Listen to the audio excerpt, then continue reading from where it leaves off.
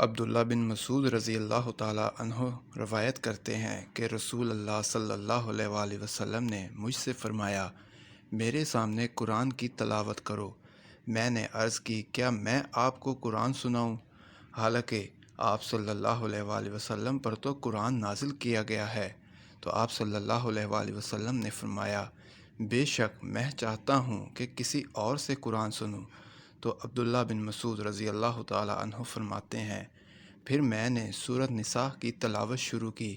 جب میں اس آیت پر پہنچا، پھر اس وقت کیا حال ہوگا جب ہم ہر امت سے ایک گواہ لیں گے اور آپ کو ان لوگوں پر گواہ لائیں گے۔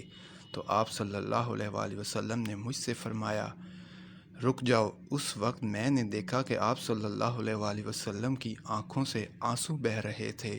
اللہ اکبر۔ مزید احادیث واقعات سننے کے لیے ہمارے چینل کو سبسکرائب کریں اور بیل آئیکن کا بٹن ضرور پریس کریں۔